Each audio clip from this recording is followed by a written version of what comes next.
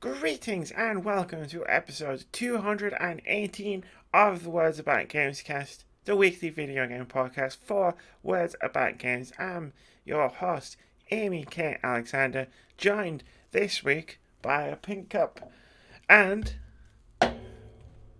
Mr. Daffy Mooney. How we all doing? There we go. Okay. Yeah. I've made 2 mistakes today, Moody. I made 3 mistakes because I got water all over my top, and I'm hoping, if I just, lean into the shadow, no one can see it. Or I was like, I must drink water. It's 62 degrees outside. And I turned the tap on, and the water came out vigorously and went, psh, and I was like, oh, man, this is my only clean cami top. I'm not wearing anything that covers the top half of I need as much exposed as possible to stay as cool as possible. But the other mistakes I made was did you hear about the the horror movie that just came out on Shudder, where it was filmed, written, filmed, and edited in quarantine, and it all takes place on a Zoom call. No. Alright, cool. Well, it's really good. It's on Shudder. I just watched it this morning. And now I'm on a Discord call. you see the problem, right? That's understandable. Oh, no. But that was on Zoom. We're not on Zoom. We're not on Zoom. We're on Discord. Discord's way better than Zoom. And the third mistake I made was I got something for a bit I was going to do about how hot it was.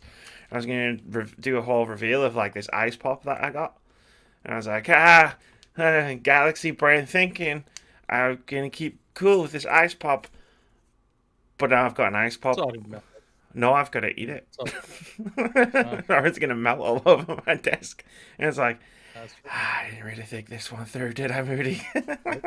Nope, not at all. Unless you have a freezer in your room, which I'm guessing you do not. What if I just blow on it to keep it cold? It's not working.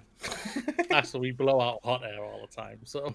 Oh, good. So I'm making it worse. Fantastic. Good job it's not next to, a big bright light and a bunch of monitors and a Chromebook. A couple of consoles, yeah. The console should have been off all day, so...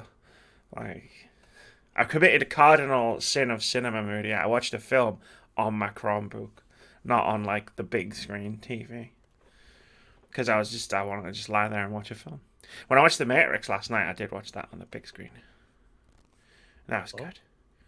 That was good. There was a couple of bits where it's that's definitely special effects from the 90s, but can't be held.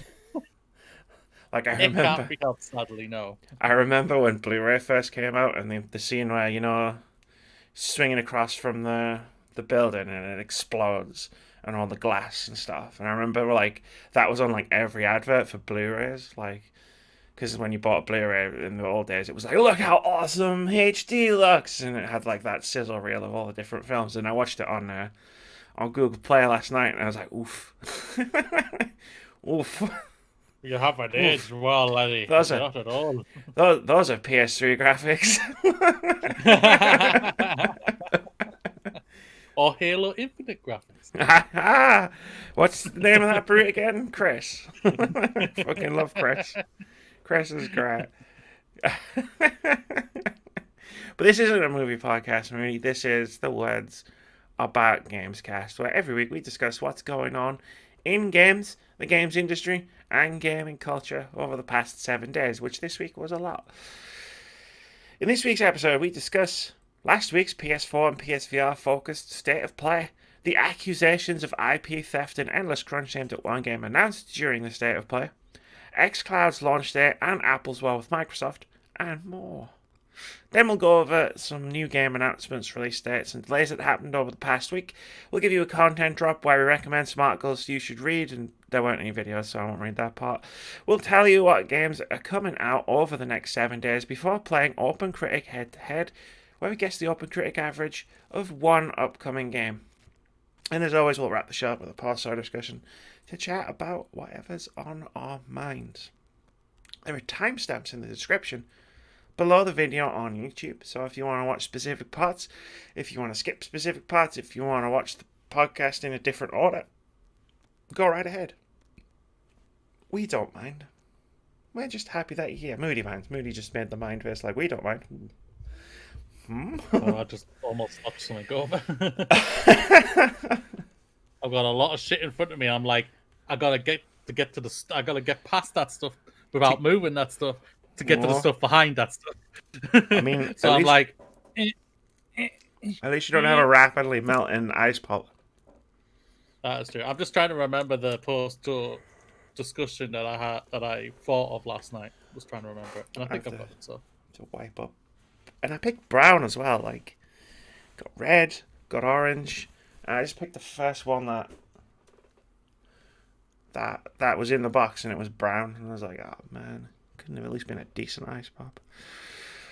Me, there was a PlayStation 4 / PSVR state of play last week. Yes, there was. It showed off some good stuff. And once again, a lot of people, I think, went into it way too hyped. And got even when PlayStation literally told them, don't get hyped. This is just don't get hyped. Yeah. Just people being a little bit overhyped. Maybe can't help it when you can't help it when they get hyped. It's the thing that I like. You should never be ashamed of, because you could, if you really like PlayStation or if you really like Xbox, and if they haven't for you, sadly, hit the tier you want them to hit, even though they have told you don't get too hyped for this one. It's all right. It's not the worst thing, but there are some silly people out there I have seen. That's true.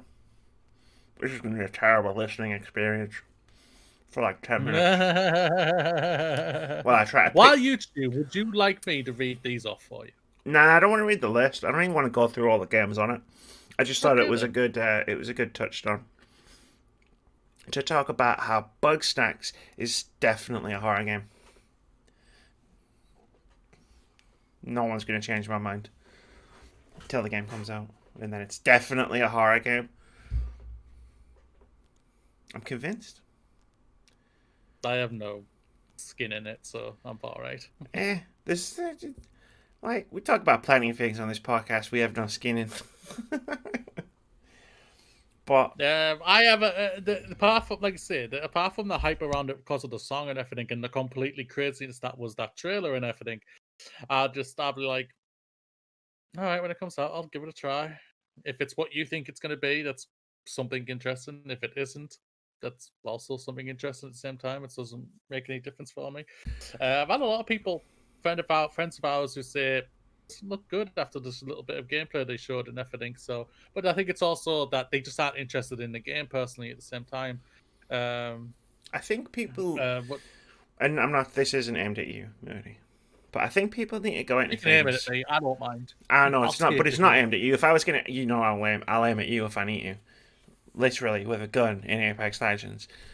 Facts. But I think sometimes like people just need to have more open minds about games. Like there's a lot of people that I know out there, and I'm throwing everyone. I'm throwing a lot of people under the bus here, Moody. I'm throwing ex-podcast co-hosts under the bus. I'm throwing people I know who are content creators under the bus. I'm throwing just a lot of people under the bus here. In saying that, I think people, like, they get it in their heads that they're like, there's this one rigid thing. I like this thing, right? Like, my games I like are X, Y, and Z. And then Bugsnax comes along, and it's a cute little cartoony game, right? And it's cool if it's not for you. But, like a ton of, like, there'll be games that are outside of X, Y, and Z. And then people are just like, nah, it's not for me. Don't look good. And then they get to the end of the year, and everybody's talking about all the games that came out. And then inevitably, these very same people who never break free of X, Y, and Z go, oh, there weren't that many games this year. Like, there weren't that many good games. And I'm out here like, I can't fit them all in a top 30. Ah! Fuck it, I'll do a top 40! One day. Maybe this year. Yeah, one day. One day, yeah. But, yeah, I don't know. That's not necessarily aimed at Bugsnax specifically. Like, I think that's the same. I think that's a fair fact, though. Like I say, I always say to myself, even if the game doesn't intrigue me, I'm gonna give it a try. am going to give it a try because, hell, for all I know, I'll give it a try, and I'm like, holy shit, this is fantastic. Dead Cells, Celeste, many games out there that I'm just like, I'm hearing good things. Why not? Let's have a give it a go. Yada yada yada. But, oh my god, these are phenomenal. Yeah, right. Type of experiences, and that's the thing about it. Yeah, it is disappointing that that online and many people are just not open minded, which is kind of disappointing to this type of thing. I'm just like, yeah, it's a shame. But like I say, I'm gonna give Bloodstacks a go, and I hope I'm cheering it on. It's gonna be a success. That's all. Just to be frank, ladies and we know it's gonna be a success. The buzz around it is a success alone, and it's gonna be a great success for them and everything. It's going to be the day one PS Plus game. Guaranteed. That's a guarantee. I think you've nailed it there. That's guaranteed. When PlayStation 5 launches, boom. If it, no, we don't. I don't. That's not even confirmed if it is launching with the PlayStation 5, but it does seem like Holiday it's 2020. So it's still the same thing with like Miles Morales and everything. So that does tell me, it's screaming PlayStation 5 launch title. So like you're probably right there. PlayStation Plus launch title, gold or what? Yeah. Like of all the games that they showed off at the State of Play, no, the PS5 reveal event, sorry. Like, and only like 2 came up, and this was clearly their third party. Look at our third party thing, and only 3 of them came up, and one was Hitman 3, which isn't a launch title, but they were announcing that like all of the Hitman games are going to be in VR, which is a big deal for their PSVR, which they're still trying to sell. And the other 2 games that have come up both times were Bugsnax and Godfall. And it seems like a reasonable assumption that Godfall is going to be a PS5 launch title, so I imagine Bugsnax is as well. Fall does not look good. No.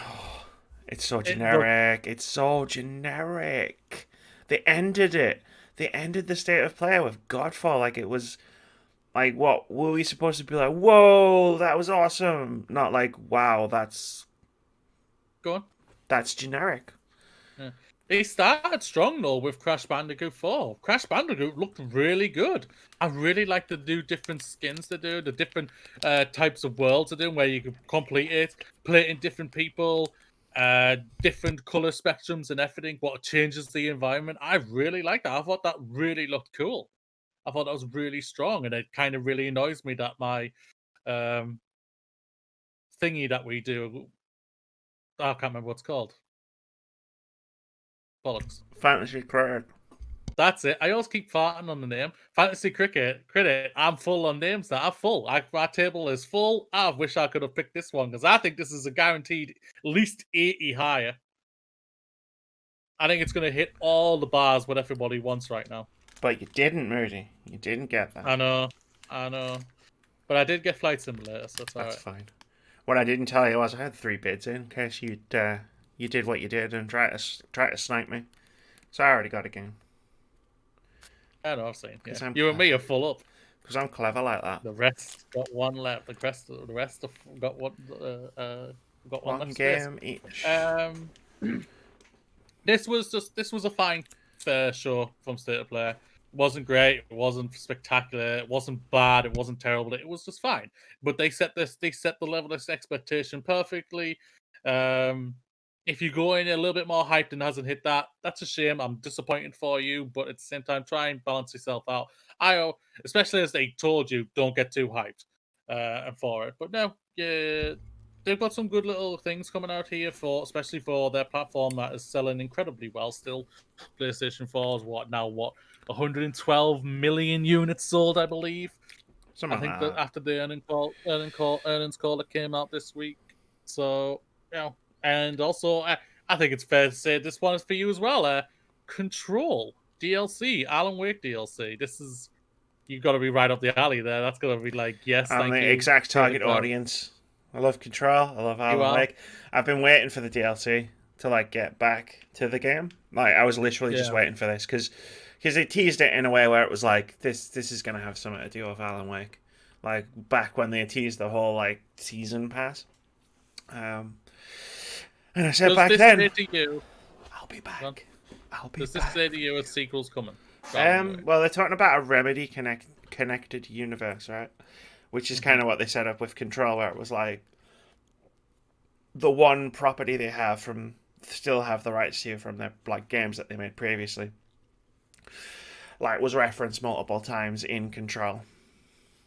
And then obviously with this DLC, and it's like, yeah, maybe. It depends. It depends how the DLC shakes out.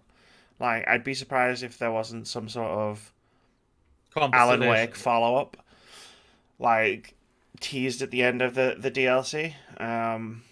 As if maybe say, a like, remaster or remake.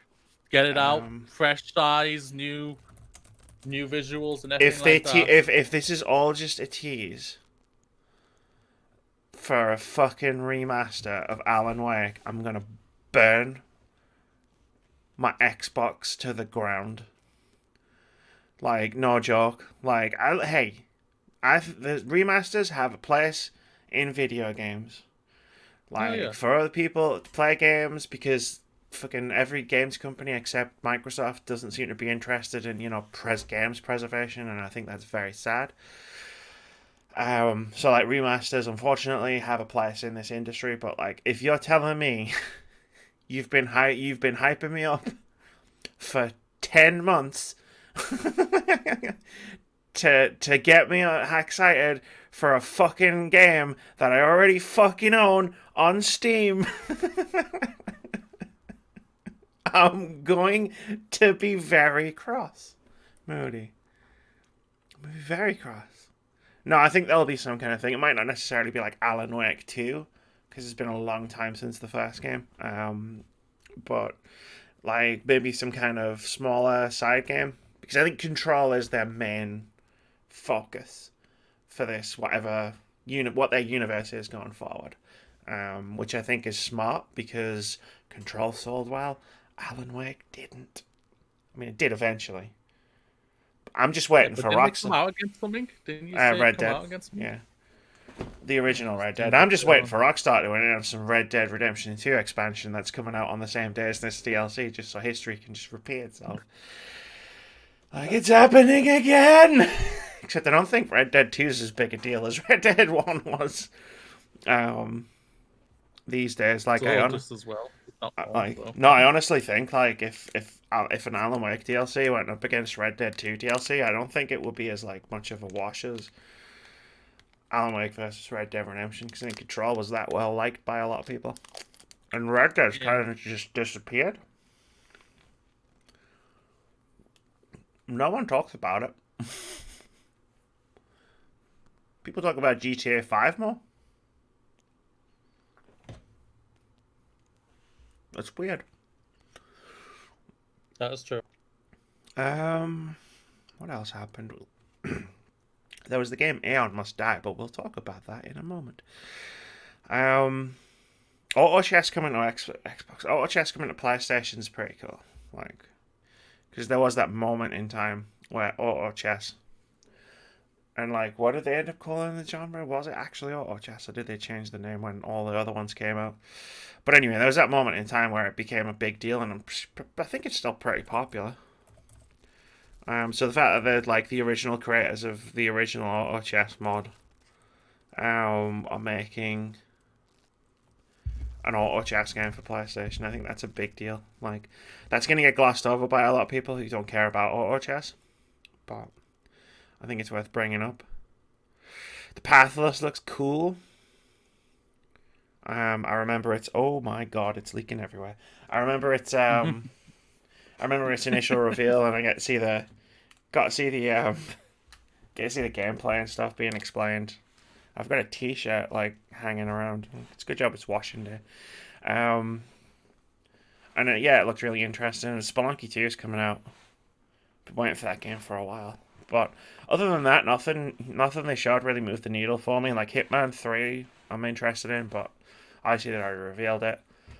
It coming to VR is really cool, but I don't have a PlayStation VR. As you can see behind me, I have an Oculus. So that's not really going to do anything for me. Yeah, that's true. And then like the other games, it's like Genshin Impact, like it's open world, an anime, and that's it. Like, cool, need more information, thanks. And then the other stuff I don't even remember. Like Braid Anniversary, Temtem. cool. Why ever say Like I anything? say, it was a fine little thing. It moved at a brisk pace, not space. Kept my attention for the most part and everything like that. And I can't. Like I say, it was they set the expectations perfectly fine. This wasn't going to be anything that blew us away. We still expect to hear something about PlayStation 5 properly this month, but it hasn't been confirmed yet. Now, what they're going to do is, Moody, they're just going to wait until whatever the release date for PlayStation 5 is, and that's when they're going to reveal the price. On the day of the release. On the day. You're not going to know until you try to buy it. That's the deal. You have to find out the price of PS5, you have to enter your credit card details. I'm fucking sick of this shit, Moody.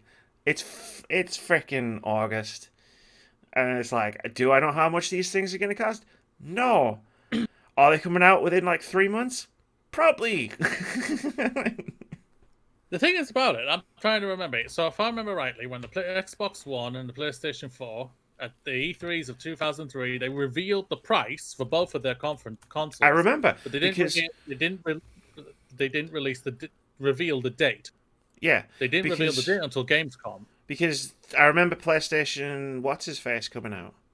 Oh, I can't remember who it was on the stage. He literally said the price, didn't he? And then just dropped the microphone. And Andrew House.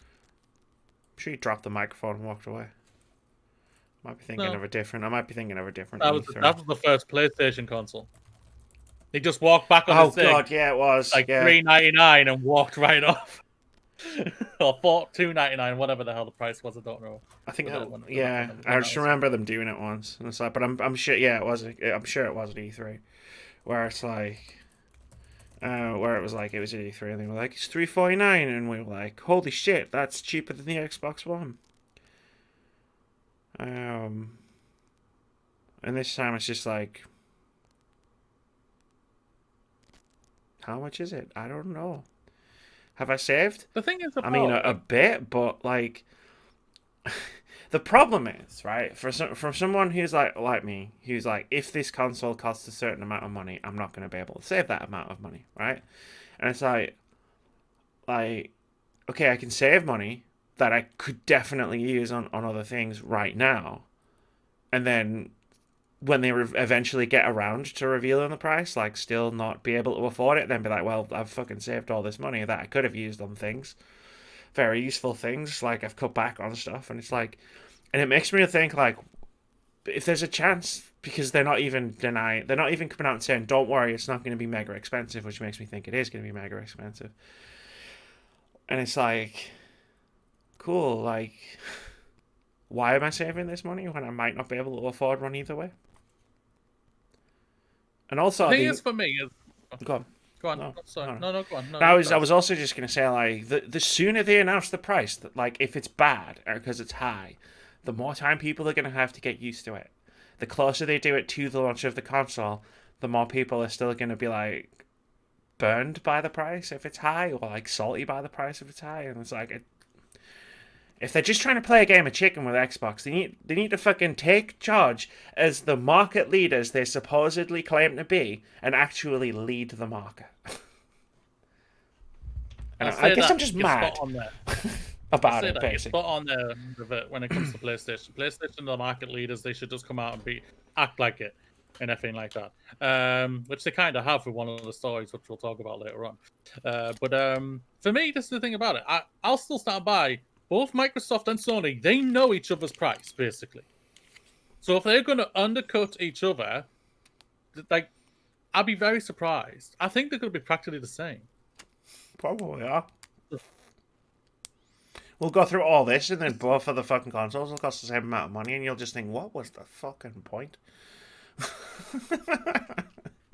thing about it, Microsoft don't need to have this. They can put this at $5.99. Which I still think there's a chance they could do that. And they're going to be fine because they're Microsoft. They're Xbox. The Xbox own Microsoft, yada, yada, yada. Microsoft are $1 trillion company. They're going to be fine. They're not selling you the console, like we've already spoke about multiple times. And PlayStation, they are trying to sell you this console with the amount of craziness that they're going for and everything. Which is with rumors, which I'm going to bring up later on. what they're going for. Well, rumors are what apparently they might be doing and everything, which is going to be crazy if they actually do that. But yeah, they know each other's price, and we know that, ladies and gentlemen. I'll be very surprised if they don't. So it doesn't make a difference to me. Like I said, all I know is I'm going to get one of them. I know that. And the one I'm probably going to be getting, unless it is great, shoots higher than I think it was going to actually, is probably going to be the PlayStation 5. Just because of Game Pass, I don't have to worry about the Xbox right now. Yeah, I mean, they're going to get the PS5 or not, as the case may be. Spider-Man is cool, but it's not worth £500. Sorry, Spider-Man. But anyway, let's move on. Because we were streaming. We did watch the thing live. So I saw this before I'd seen the PlayStation State of Play. This next news story, which made it fascinating to watch the State of Play after I'd read this story. Aeon Must Die dev Limestone Games faces accusations of endless crunch and IP theft. This is from James Batchelor over at GamesIndustry.biz, who writes, a group of people purporting to be the developers behind upcoming indie action game Aeon Must Die claim the game was stolen from them by their former employer. Aeon Must Die is in development at Limestone Games and will be published by Focus Home Interactive for PlayStation 4, Xbox One, Switch and PC. It was featured in Thursday's State of Play showcase by PlayStation. Ahead of the latest trailer, a public Dropbox containing materials from the developers appeared online, which features serious accusations against Limestone.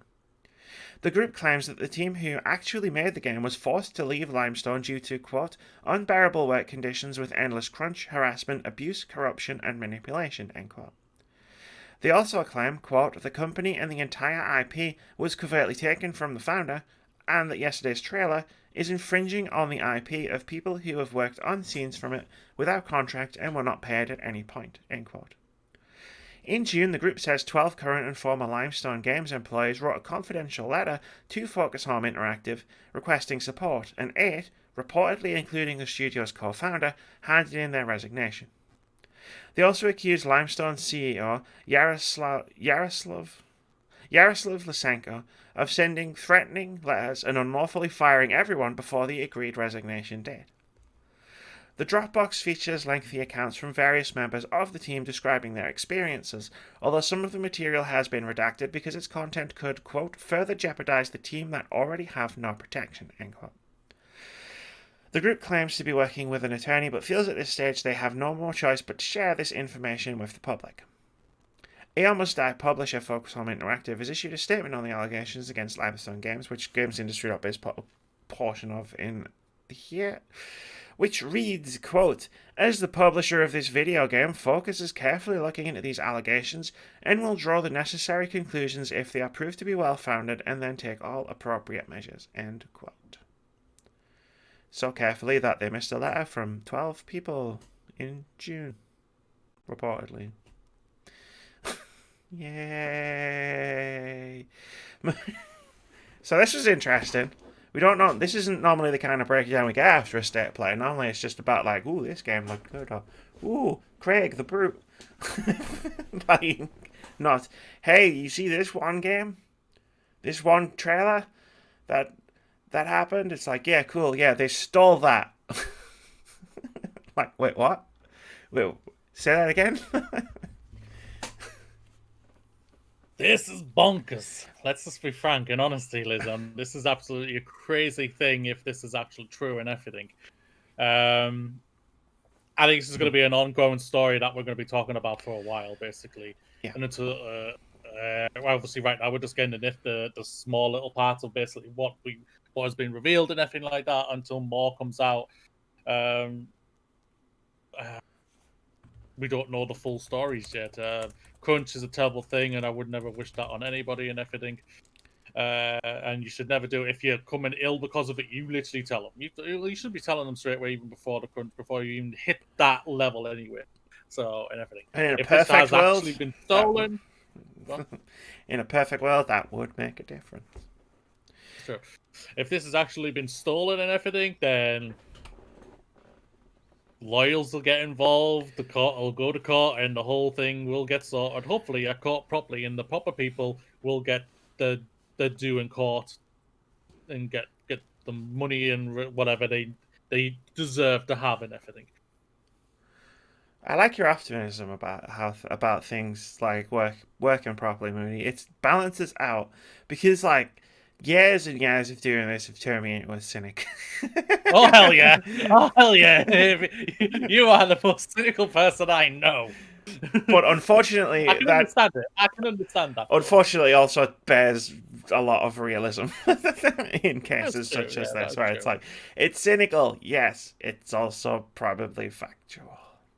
I'm optimistic about stuff when I can be, but like yeah, it's crunch, it's harassment, it's basically everything that happened allegedly at Limestone Games over the past however long it was. I don't think the article actually mentions how long it was going on for. It's like an amalgamation of all the worst stories we've read in the past like 2 years. Has all been happening at this one small indie developer, like crunch, harassment, abuse, corruption, manipulation, like.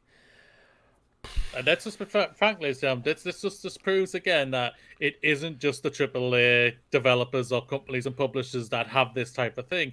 It is the indie developers as well, who are not managing their process very well and not looking after their companies and everything. The people who are managing them. Not the indie developers, the managers. I'm just clearing that sentence you said up. I meant all in general. It's just games. It's just video games. It's just, you know what, Moody? It's not just video games. Do you know, you ready for the spice? You're not ready for the spice. It's too hot for the spice. That's just capitalism. Wonder what we could do about that. Let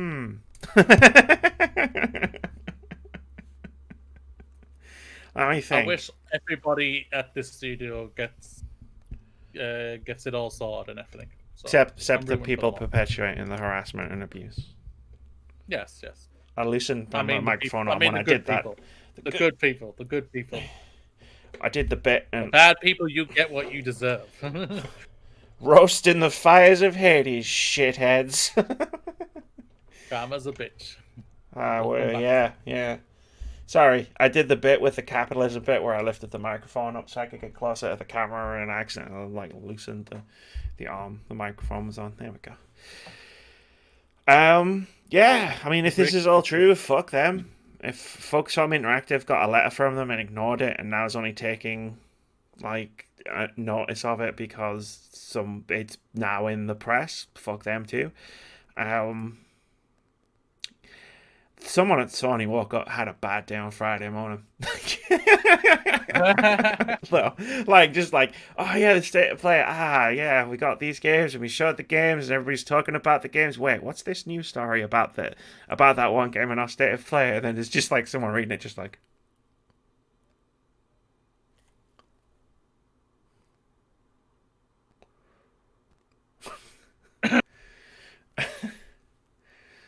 Do I call a shoe? He's probably already seen it. But should I call him anyway? Oh no. What do we do? Anyway. The thing about it, they won't do anything. That's the thing about it. They never do. Sony won't get involved in this. Like I say, it's a separate issue to them. Or is it? Who even knows how deep this rabbit hole goes? But let's talk about Microsoft. Sick of talking about Sony. Tell me the price, dickheads. Anyway. Microsoft, tell us the price, dickheads. I don't care about the price of this. The price of the Xbox's next generation. Tell us the date. The price of Xbox's next generation is $10.99 a month. There, sorted it. Solved it for you. And while we're on the subject of Microsoft, Keith, if you're listening to this, you're getting Game Pass and then cancelling it? What the fuck? That is true. We have to have a proper sit down with Keith and have a good conversation with this boy. We have an intervention. Something like that. I don't think Keith intervention. An interkeithstion. Like, I don't get it. Like, oh, I've got Game Pass. Like, cool. You know, you got all these games. Like, some of them are actually really good, and like they're adding a bunch Yeah, more, which we'll talk about later on. And it's like, no, I'm not going to keep it. Well, eventually you're going to have to fuck all because that's the only way you're going to be able to get Xbox Live Gold.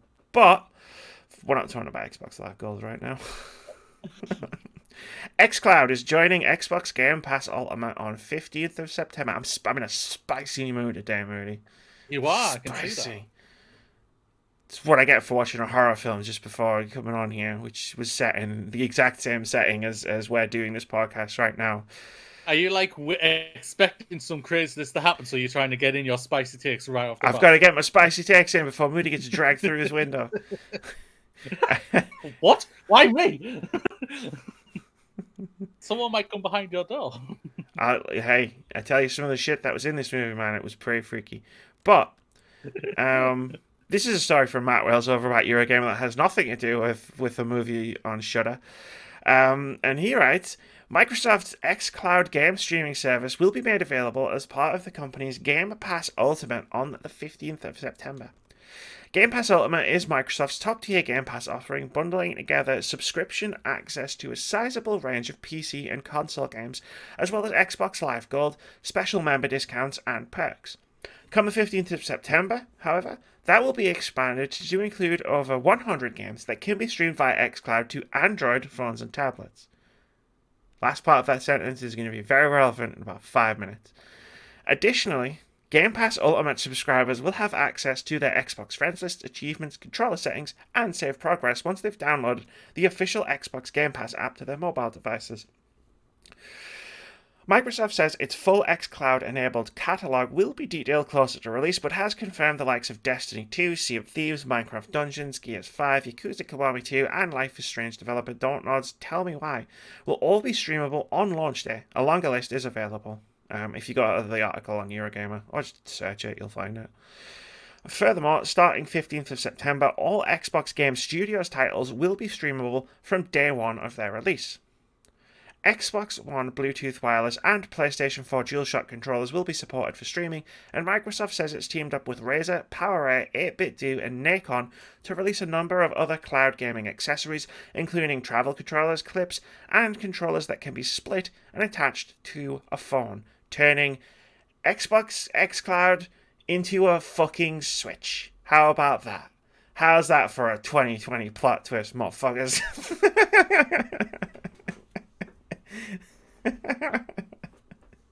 Xbox Switch. Anyway, got all the energy. It must have been the sugar in that ice pop that I ate about like, 2 bites of, and then it all melted.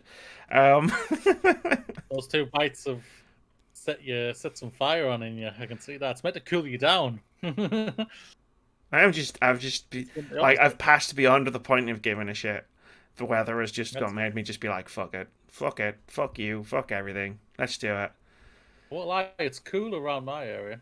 It's pretty cool until I had to close the window to do the podcast. Like once I open the window, it'll cool off again. This is fantastic. This is what we all expected was going to happen. Like what you said, Xbox Switch, basically. Yeah, basically. It looks fantastic. It's a great idea and everything like that. They're doing a great job. Again, like I brought up, I don't know if I brought up like a week ago or 2 weeks ago. They're giving you so many options how to play their games or their Game Pass game service. It's unbelievable. You got PC, you've got Xbox Series X, Xbox One, XS type of thing. You've got keep talking. And this SoundCloud and all like that. Not SoundCloud. Why did I say SoundCloud? The Game Pass, the xCloud and everything. They're just giving you all the options in the world, and it's fantastic. They're making themselves the most accessible company out there when it comes to how you want to play games and everything, and that's amazing.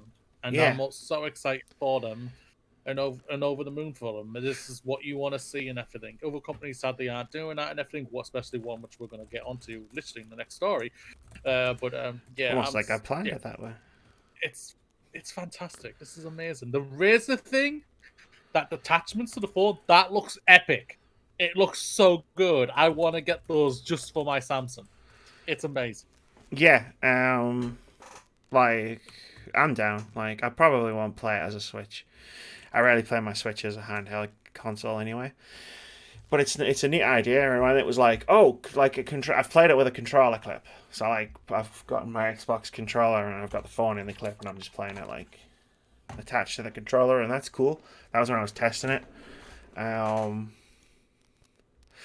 Like the idea of doing it like that is cool for people who like want to take their games on the go.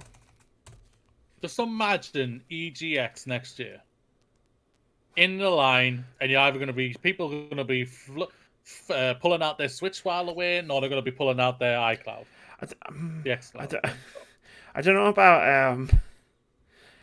about EGX because the internet's pretty fucking awful at EGX, but like traveling and stuff. People are going to try it. People are going to try it. People will 100% try it.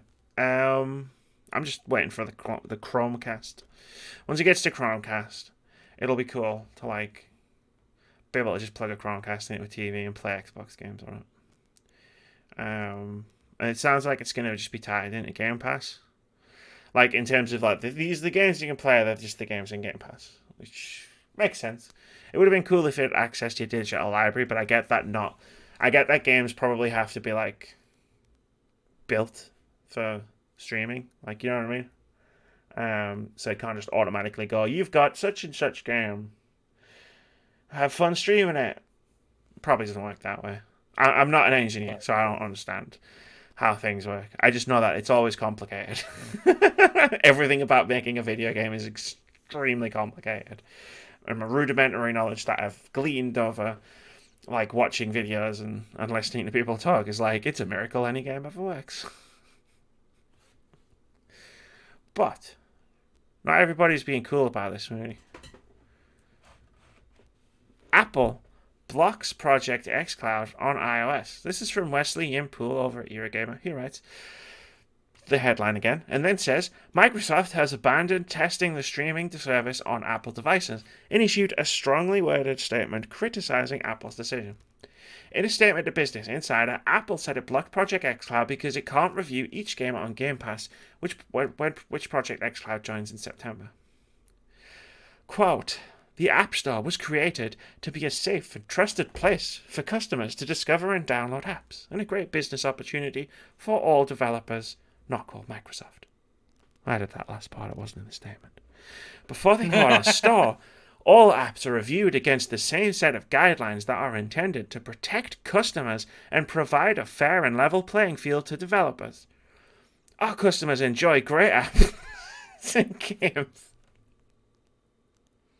from millions of developers, and gaming services can absolutely launch on the App Store as long as they follow the same set of guidelines applicable to all developers, including submitting games individually for review and appearing in charts and search. In addition to the App Store, developers can choose to reach all iPhone and iPad users over the web through Safari and other browsers in the App Store. End quote. In case you can't tell by my inflection, and I take issue with much of that statement. Microsoft clearly is upset at the decision. In a statement issued to The Verge, the company bemoaned Apple's policy. Quote, our testing period for the Project xCloud preview app for iOS has expired. Unfortunately, we do not have a path to bring our vision of cloud gaming with Xbox Game Pass Ultimate to gamers on iOS via the Apple App Store. Apple stands alone as the only general-purpose platform to deny consumers from cloud gaming and game subscription services like Xbox Game Pass. And it consistently treats gaming apps differently, applying more lenient rules to non-gaming apps even when they include interactive content, like, I don't know, say fucking Netflix. I added that last part again. All games available in the Xbox Game Pass catalog are rated for content by independent industry ratings bodies such as the ESRB and regional equivalents.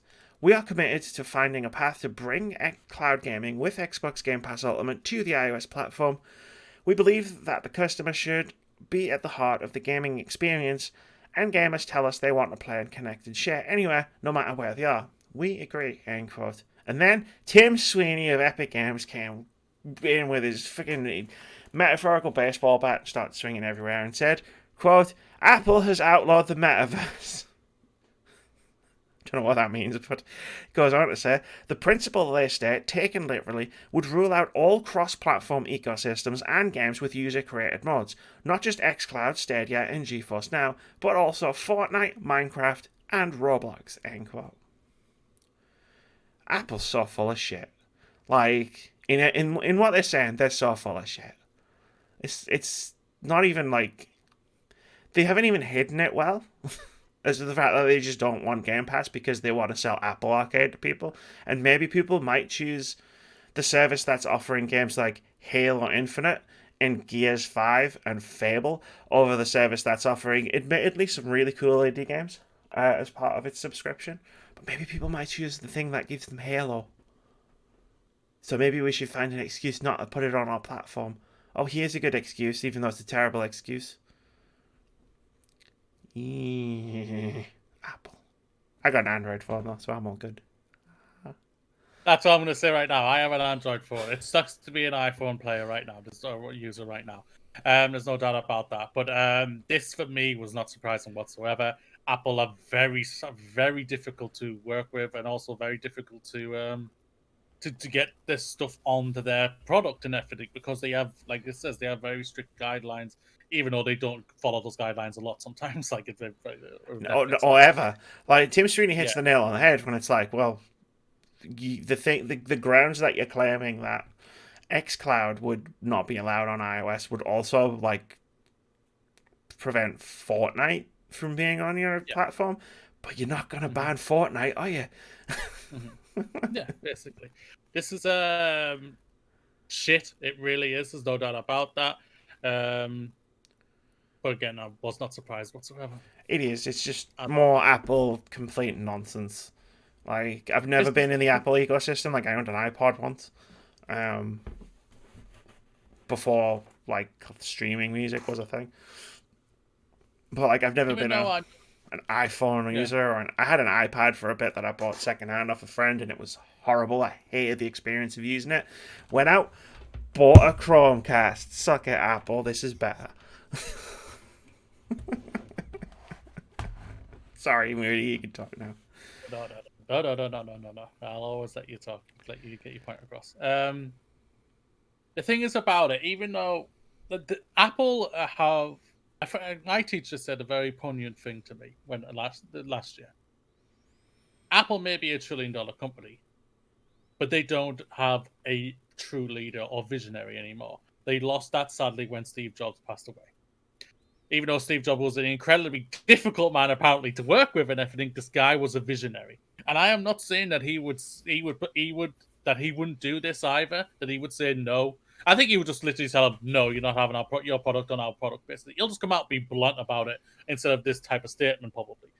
But they have lost leaders. They've lost the visionary at Apple, and you haven't replaced that since then. For me personally, and that's the thing about this type of thing. I'm very intrigued to see what's going to happen for the future right now for Apple. And right now, they're going to be perfectly fine. We know this. They're $1 trillion company. God, yes. In the world and everything. This is not going to hurt them whatsoever.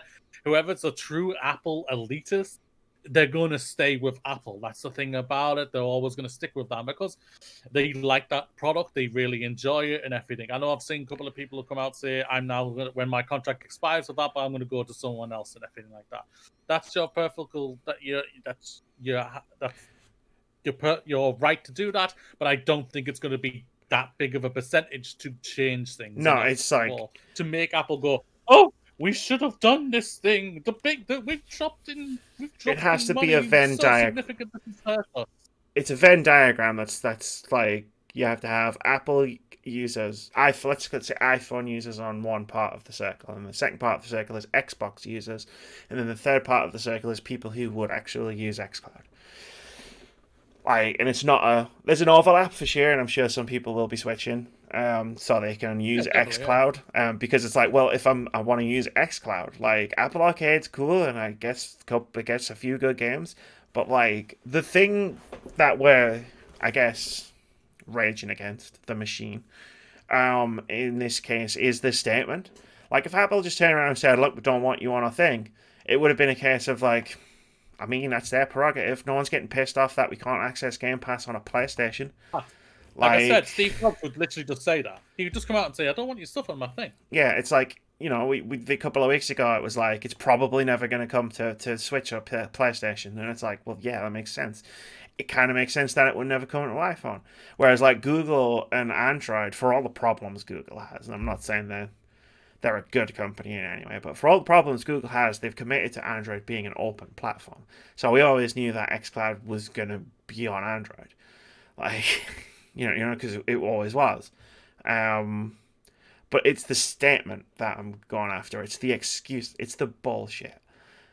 Like, our apps are all reviewed against the same set of guidelines. It's like, sorry, your guidelines are not like the amount of controversies you've had about games that have ended up in your store, Apple, compared to the amount of controversies that Xbox has had for the games that are on Game Pass. Like, is for starters, that number in the latter half is 0. They've never had a controversy about a game with questionable content. Like, whereas Apple has it all the time. Because, as they said, there's millions of developers making, probably at this point, millions of fucking games. And if you're trying to say that your review process is somehow more stringent or better than the ESRB, I mean, that's like that time PlayStation said they didn't want to have crossplay because they wanted to protect their own users from what, Nintendo? Like you have got a freaking massively locked down online service because they are like quite backwards in protecting the children that play on their platform. And you're telling me that fucking XX4206969 noob killer needs protecting from the kids that are going to be playing on Nintendo. And it's the same situation here where it's just like, you've said something that's so fucking stupid. Like, of course everybody's going to get pissed off. Of course you've just given Microsoft an easy dunk in a statement that they can release. Like, if you'd have just said, no, we don't want it because, we offer a gaming service called Apple Arcade that people can use to get games.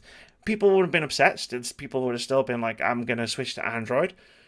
But nobody would have been like, you're full of shit, mate. Essentially.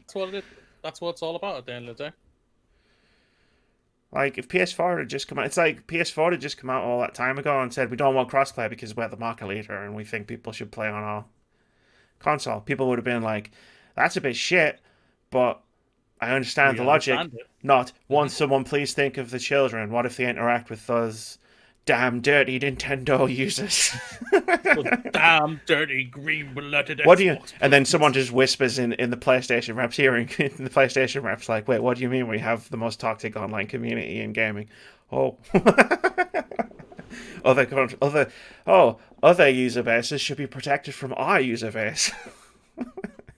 That's the thing about it. They're doing that, though. They were doing it. They said, we're going to save you. They just did it the wrong way around. They said it the wrong way around. They said it the wrong way around. Oh, no. we need to save Nintendo fans from PlayStation fans because, like, we've read Twitter for more than 5 minutes and realized that PlayStation fans are terrible. Are the biggest douches out there. I clicked on something complete. Xbox and Nintendo fans are the same. That's the thing about it. You see the comments? Like, I clicked on I can't even remember the article. I clicked on Fiji 24/7 article, and I'm pretty sure it had nothing to do with Xbox or PlayStation. And the first comment was about how shit Xbox is, and I'm just like, you gotta love it. I don't think we're gonna get through all the stories. No, we're definitely not gonna get through all the stories. Let's do the next one, though. Employees at Blizzard, maker of World of Warcraft and Overwatch, were reportedly paid so little they were forced to skip meals to pay rent while the CEO made $40 million. There's a headline for you. This is from Ben Gilbert over at Business Insider, who writes, I get myself a little bit out of breath with that rant there. Like, it was like a lot of run-on sentences, and I didn't know where the end point was going to be. And when I thought I'd run out of things to say, I said more things.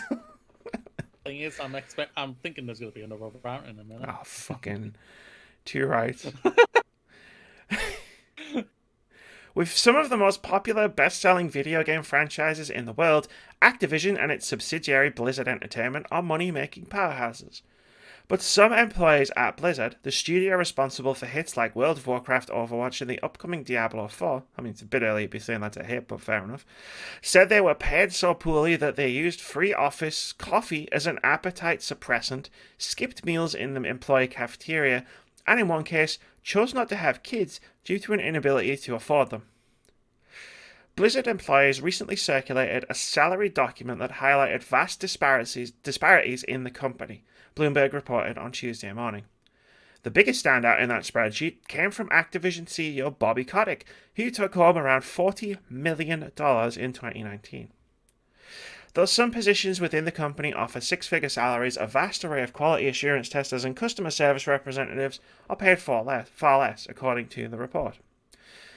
And then Activision Blizzard spokesperson Jessica Taylor said in a statement, quote, "Our goal has always been to ensure we compensate our employees fairly and competitively. We are constantly reviewing compensation philosophies to better recognize the talent of our highest performers and keep us competitive in the industry, all with the aim of rewarding and investing in more top employees. This year, our top performers received a salary increase that is 20% more than in previous years. Our overall salary investment is consistent with prior years. Additionally, more people received promotions this year compared to prior years. Probably because all the people in the top jobs left, you fucking stupid!" Sorry, I sneezed 4 times there. That was weird. Yeah, it's weird. Like, yeah.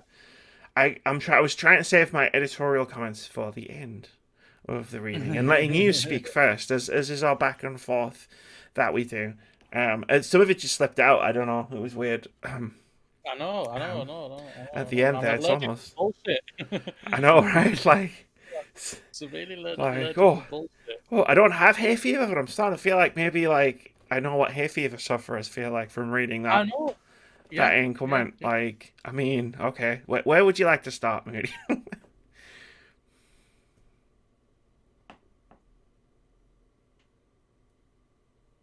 Oh no!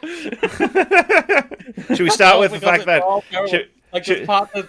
there's the elements of the staff who had coffee just to sustain them from having food so they can pay rent, or the parts of I want to have children, I want to have a family, but I can't because I get paid so poorly by the company I work for, or that the boss at that company got a $40 million. For it. So, which one do you want to start let's be with, fair. Amy? Let's be fair here and rant. Amy rant incoming. Imagine this red light flashing right now on the screen. He didn't get paid that this year. He got paid that last year. Bobby Kotick got paid $40 million in 2019. Now, if that rings a bell for Activision Blizzard news, that might be because in January of 2019, the company announced record profits and revenue and fired 800 people, and Bobby Kotick received $40 million for that.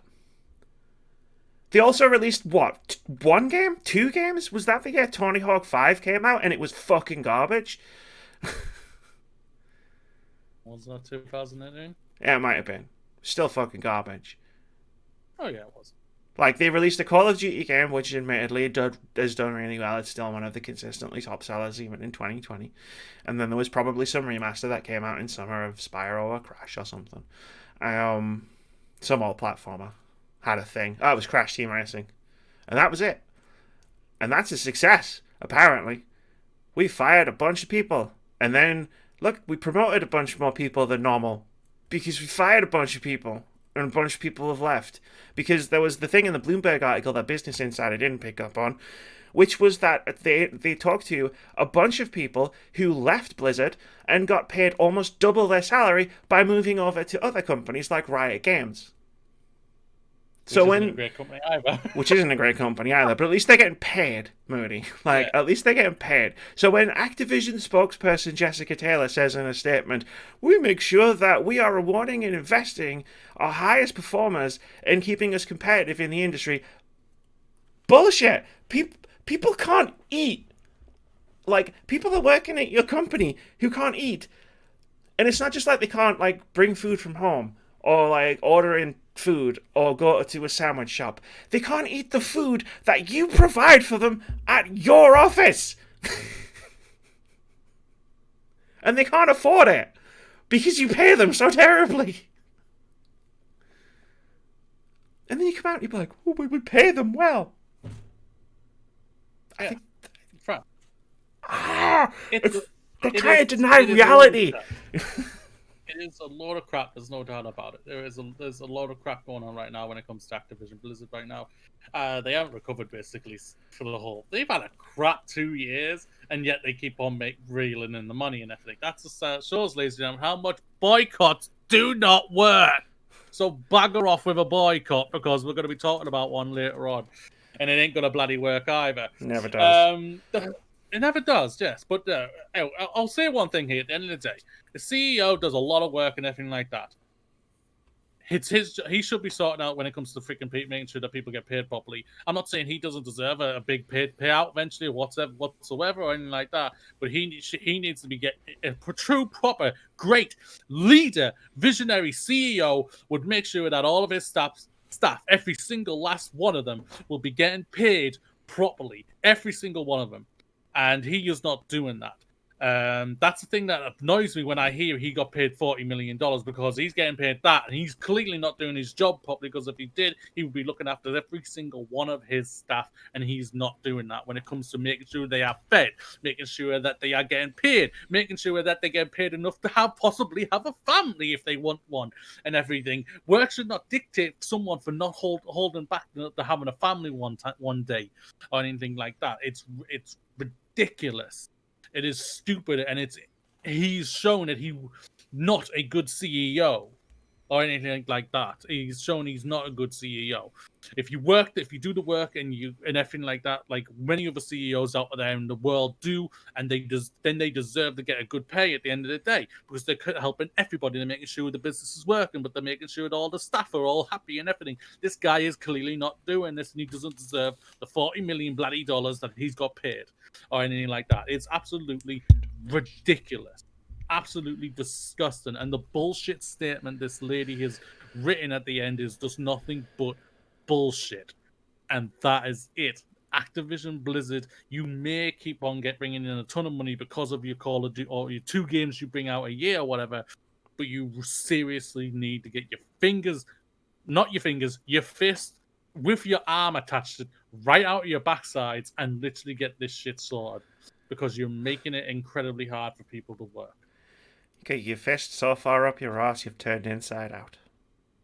Basically, yeah. Yeah. I think that's why I'm so spicy and energetic today, Moody, because I think I've been reading through all these stories, and obviously I read through them before I put them in.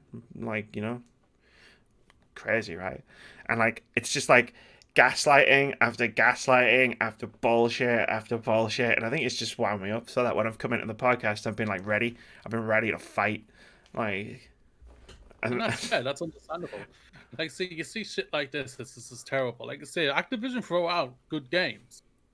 They throw out big games that are constantly played throughout the entire of the year, and they know that, and they should be able to make sure their staff are paid right. Yeah, compensate their staff correctly for like juggernaut hits like Overwatch and Call of Duty and World of Warcraft.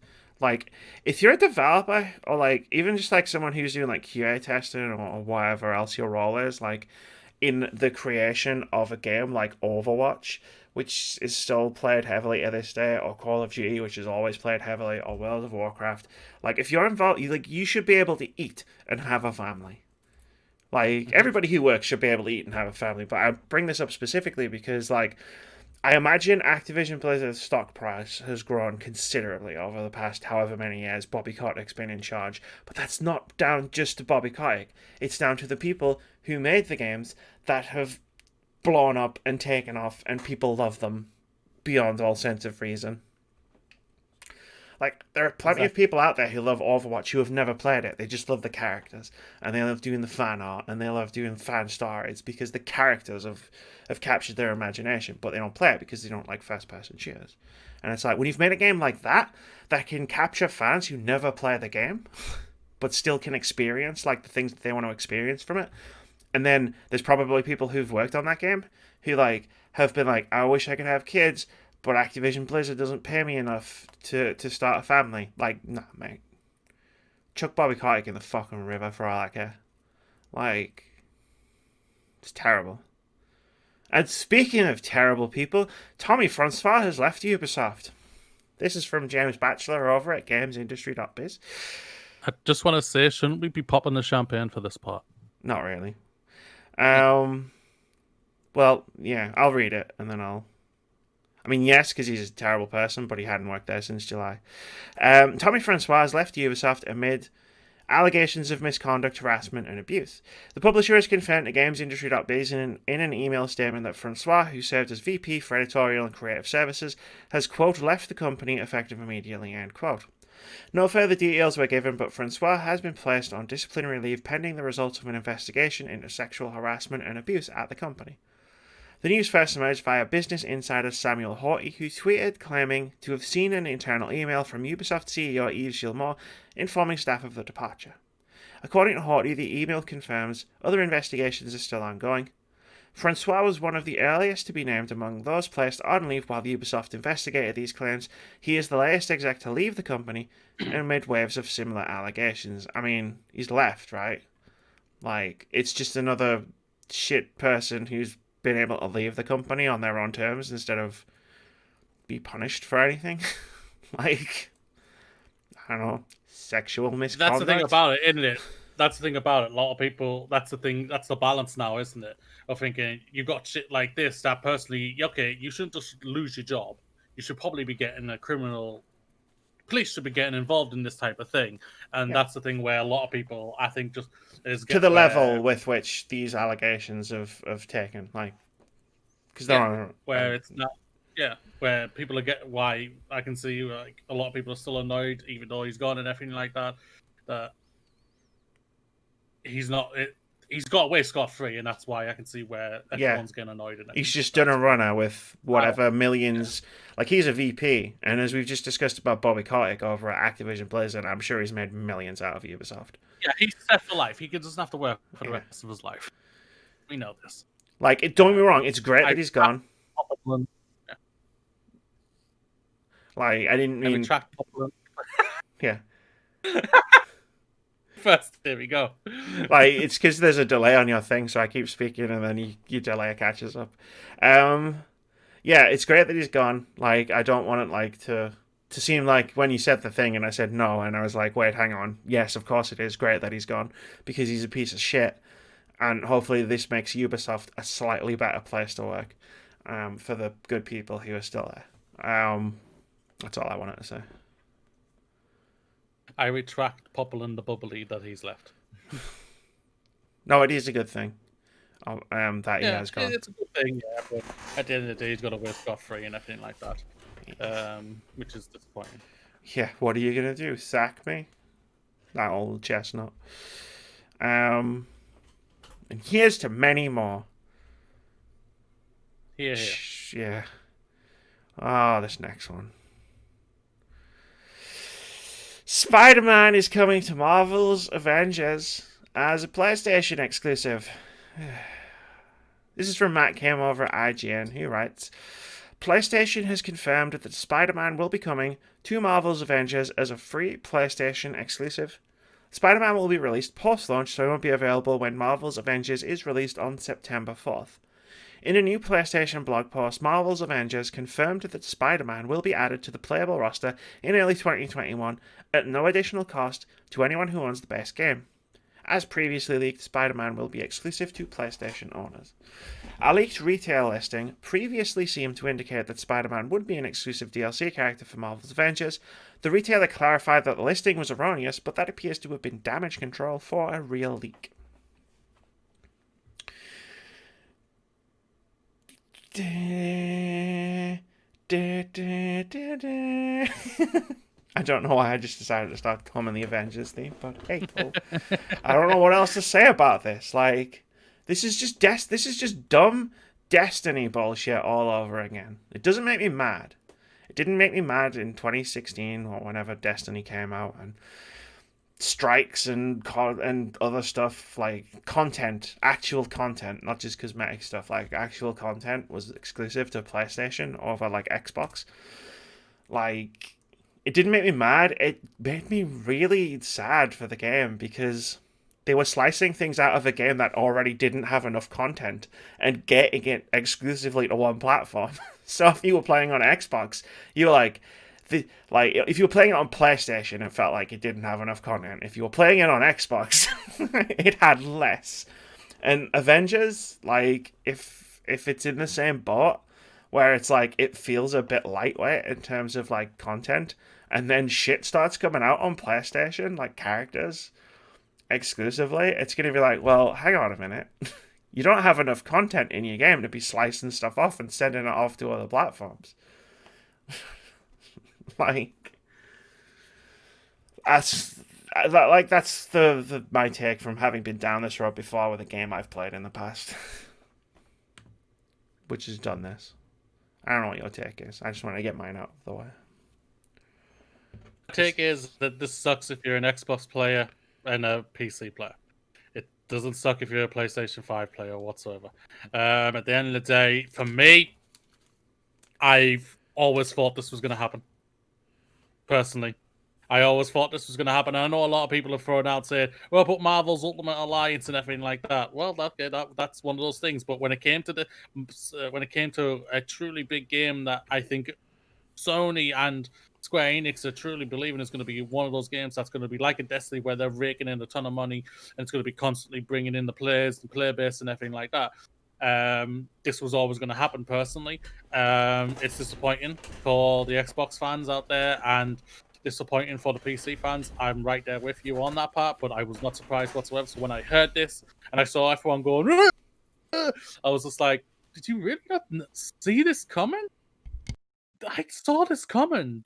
PlayStation have an incredible relationship with Square Enix, and I automatically thought this was going to happen. They have a relationship with Disney. I can't who still hear you. own I've just the turned my video- headphones up really loud. Yeah, I know. Disney own the rights to the video game rights to Spider-Man, not Sony. And Sony and Disney, right now, I can guarantee you, are in negotiations to hopefully keep the Spider-Man in the MCU or bring everything that Sony's doing into the MCU eventually or whatsoever. They're trying to sort out a better deal to hopefully fix or to make sure he stays in there. If that means video games are now getting touched, that means video games are now getting touched. And it was just one of those things that Sony probably went, oh, Disney, any chance we can possibly get Sony Spider-Man as an exclusive, blah, blah, blah, maybe sweeten it. This deal's been done for years. Let's just be frank here, ladies and gentlemen. This deal's been done for at least a year or two. And everything. It may have been part of the deal when Sony and Disney rehashed a quick deal to get the Peter Parker back into the MCU. It might have been thinking, and they just haven't spoke about it yet, and now it's been revealed. It might have been one of those little things, and it's not surprising whatsoever. I was not surprised. I'm disappointed for the fans. Is it anti-consumer?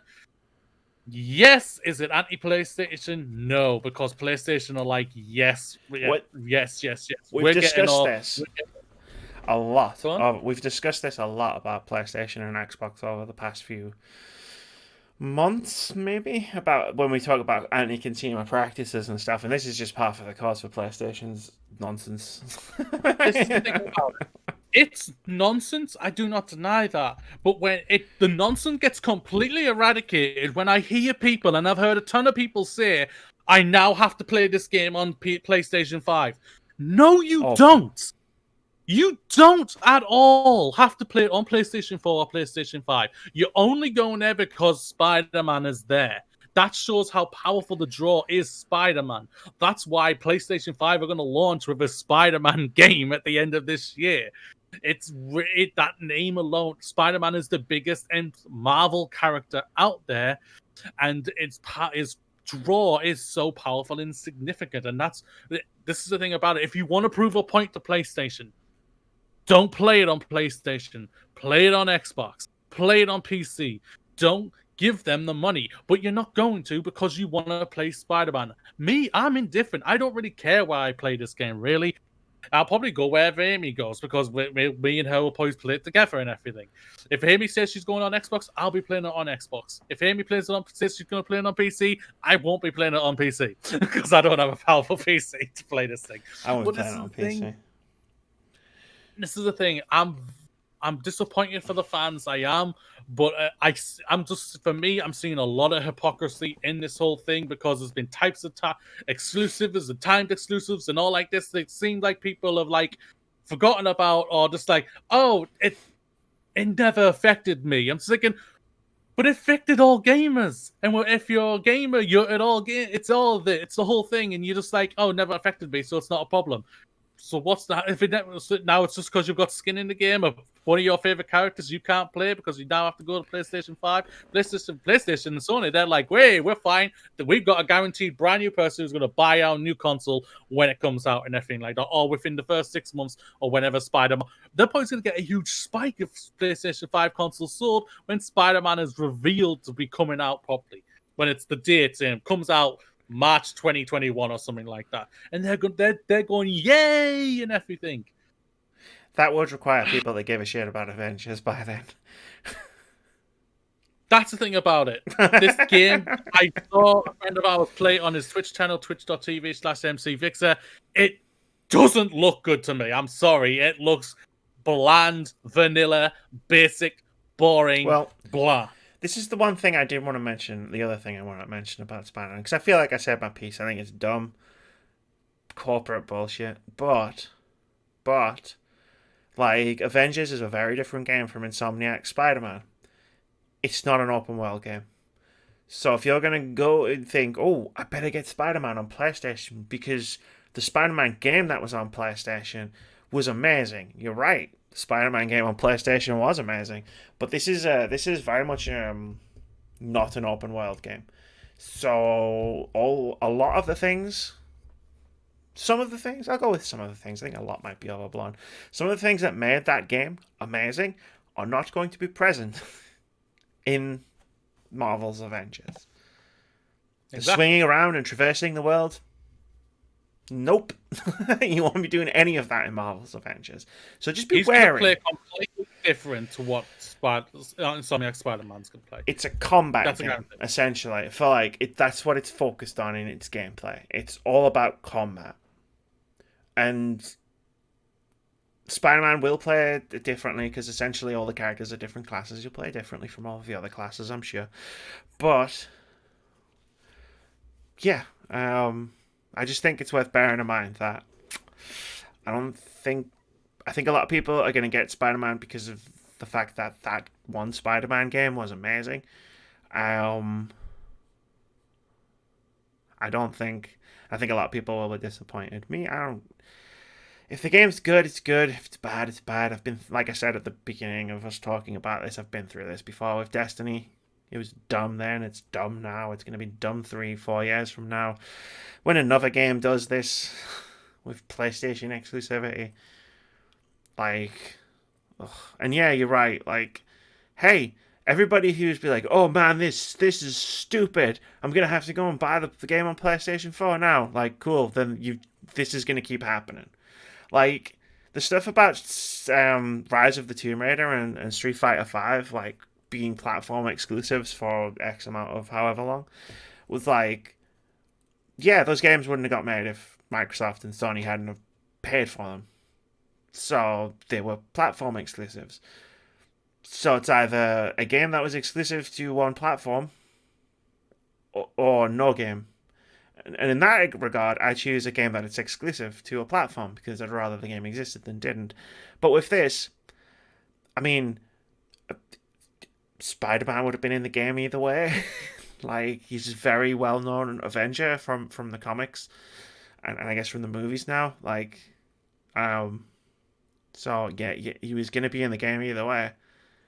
And everybody who's now switched their pre-orders from Xbox and PC to PlayStation just proved PlayStation right, even if you were doing so under protest, because the protest move would be to continue to buy the game on PC or Xbox, like I did with Destiny, because I didn't have a PlayStation 3, but also, like, you know, I wouldn't have moved my pre-order because I wanted to play with Keith, and Keith had an Xbox. Like, I value that more than the extra content in Destiny, even though, like, you know, it was a case of it's stupid because the game, and I think Avengers is going to be in the same boat. I think it's going to not have enough content for people. and then it's going to get to whenever Spider-Man comes out, and that's not going to come to people who are on Xbox and PC, and it's going to come with its own storylines and its own missions because it's got to integrate Spider-Man into the game and the world, and Xbox and PC players aren't going to have that, and then their game is going to feel even more of a waste. And that's my personal opinion there on that last part. About it, for me, like, it's not stupid for PlayStation. It's not stupid for Sony. Like I said, they've won this. This is the thing about it. Like I've just said, everybody who's bitching who's saying, "Oh, now I have to do this," don't have to do this at all. To prove a point, you do the opposite, ladies and gentlemen. Yeah. The only thing I'd say is it spends goodwill, right? So there'll come a time when, like with all of the moves that Microsoft's making over the past few years, they've saved up goodwill to the point that when they fucked up their May game showcase, a lot of people were like, it's cool though, because they've been doing a lot of cool shit. PlayStation have been spending goodwill a lot over the past few years, and it'll get to a point where they fuck up and people will already be mad about stuff like Spider-Man being exclusive to Avengers, or all the Fortnite people who were mad when they told them to fuck off with regards to crossplay. And then all those people will be like, see, PlayStation, oh shit. Not, well, let's give them the benefit of the doubt this one. You know what I'm trying to say, right? I know what you mean, yes. Yeah, cool. Because they've got such a big... This is the thing about it, ladies and gentlemen, like what you said in one of the stories at the beginning, Amy, that PlayStation should just come out and say, yo, we're the market share here. We're the beast. We're the bad... We're the boys. We're the girls. We're the ones who are kicking ass and literally taking names right now when it comes to our console, to the sales and everything. And they should just own that. And this is them, for me, owning it in some sort of way. They're just like, we're giving you the option. We want to be the place for you to come and play. So we're going to make sure we have certain content that you were desperate to need, that you want, and they're going to do that.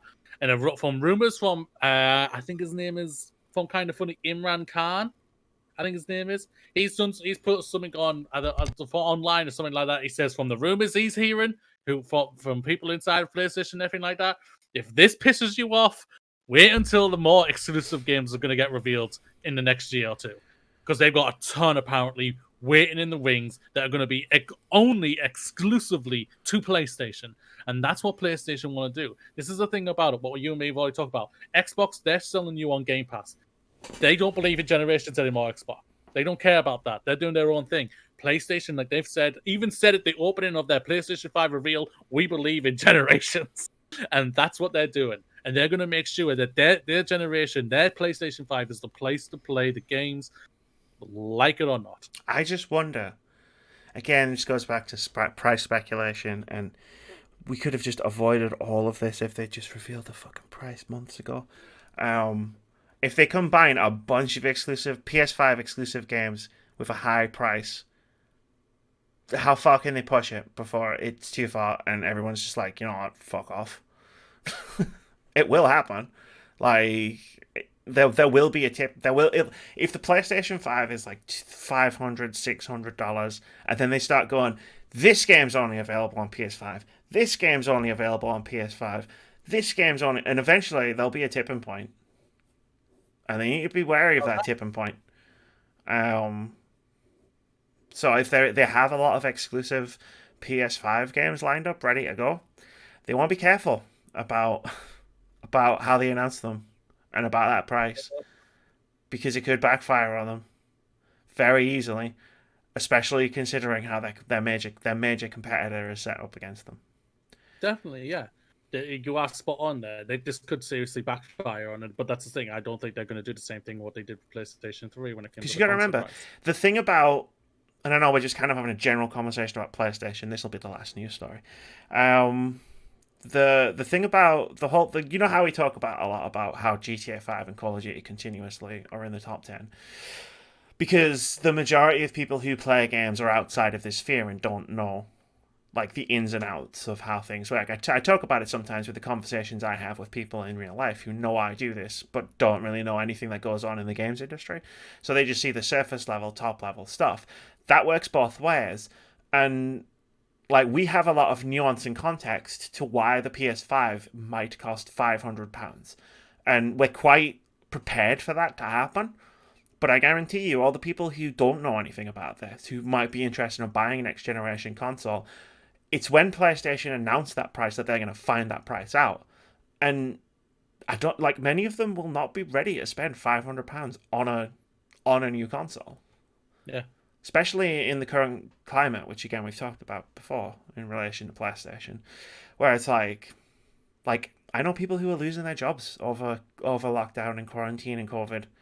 Um, and this is just we haven't really started like the really bad stuff, like the recessions and stuff yet. And PlayStation is walking on a knife edge right now, and it doesn't feel. I know it doesn't feel like it. PlayStation 4 is super successful. Their games like Ghost of Tsushima and Last of Us Part 2, and the games that they've revealed like Spider-Man and Horizon, like are all getting like a lot of praise as they should. But it can all go horribly wrong. Very like there's a like I can clearly see it can all go horribly wrong in a very obvious way if they're not very careful about how they handle the next 6 to 12 months. Because a lot of I agree. quote unquote casual gamers, and I never mean that as an insult. I always like to point that out. Haven't seen Forbidden West, haven't seen Miles Morales, haven't seen Deathloop, Bugsnax, any of the games that we rave about that are coming to PS5. All they're gonna see, all they've seen so far is the picture of the console from conversations I've had with them, and all they're gonna see is how much it costs. I'm done speaking my piece on that one. That I didn't shout this Spot on. Microsoft have set themselves up perfectly. We all agree with that and everything. I disagree with what I've seen a lot of people say. They need to start like being a little bit more dirty and getting exclusives and all like that type of thing. They still get exclusives, ladies and gentlemen. Tons of exclusives. Just more, yeah. So get over that part for me personally. But Sony are like you like. This I'm going to quote our friend AMC Fixer, and he's on a podcast he was on, not as my Xbox on me. I can't remember which one he was on, but his quote here is perfect. Microsoft deal in billions, Sony deal in millions, and they're in Sony are fine balancing act to making sure for right now to them they're setting themselves up for, in their eyes, showing you why this is the place to come and play their games, come and be the place to play the games. But if that one little rock could dismantle that little barrier or little bridge and drop it all, and it could happen. Like, you are spot on there. You are not wrong there. If the price is higher than, I would say, £500, that could be that tipping point could happen. There's no doubt about that. Especially with what's going on in the world right now. A lot of people are losing their jobs and everything right now, and that's not going to come. That's not going to bounce back for a while. The messaging of, "Hey, we're Microsoft. You can play our games, even if you have an Xbox One. It's fine. Like, you can play Halo, no matter what." Versus PlayStation's, "Give us £500 to play Spider-Man." That's like, when you boil it simply down, that's the message. Like, if both consoles cost £500, there's an easy swerve for Microsoft. There's an easy swerve. So yeah, that's £1,000 for starters. I don't even get paid that much in a month. There's an easy swerve for Microsoft where it's just like if someone said, "Oh man, the Xbox costs £500, I can't afford it, and I really want to play Halo." Do you have an Android phone? Because do you have an Android TV? Do you have an Xbox already? The thing with PlayStation, where it would be, "Oh man, PlayStation's going to cost £500, and I really want to play Spider-Man." The answer to that is, and I'd probably phrase it nicer than this, but the answer to that is, tough shit. You're out of luck. Well, very much out of luck. And that'll work. That's fine, because, console generations and stuff, we're all used to it. But again, if they're going to start announcing more and more things that are exclusive to PlayStation 5, like Deathloop was a big one. That was a massive surprise to me. There's only so far they can push that before they push it over a cliff. Mm-hmm. And that's my feeling on this. But at the same time, Liz Zone, if they get that balancing act right, If they get the balancing act right, they're sorted. Yeah. But it's risky. Definitely. Like, who would have thought? Like in 2013, before like these current consoles came out, if you'd have said in 7 years you'll be saying doing it this way is a risk. Doing it the way we're currently expecting 7 years from now is a risky move. Yeah. That is crazy to think. But we've got some video game announcements, some reveals, some release dates, some delays, a lot of quote unquote free games if you have specific subscriptions, some actually free games. We'll start with the reveals as always. Pikmin 3 Deluxe has been announced for Nintendo Switch. 3 out of 10 has been revealed. It's currently free on. The first episode is currently free on the Epic Game Store, and there's like 5 episodes, I think, really being released weekly that are all going to be free. Tombstar is coming next year, and Yakuza Empire has been revealed. 3 out of 10 looks really interesting. It's a playable sitcom set inside a video game studio, like quote unquote the worst video game studio in the world. Like they make terrible games, hence the name 3 out of 10. It seems really interesting, and it's all going to be free. So I might just try it. Like, I've said a couple of times on a couple of videos we've done, like, I would love to see what a sitcom would look like as a video game. I think that would be really interesting, and like it's a playable sitcom. So, do you have anything on any of these? I can't even remember what 2 of them actually are. I should have wrote No, not really. Like the Pikmin 3, I was just like, oh, okay. Never even heard of the 3 out of 5 thing until you told me and explained to me what it was. Yakuza, I'm not the biggest Yakuza guy, even though I'm going to try the one that drops later this year. It's a strategy game actually. This isn't Yakuza that we know.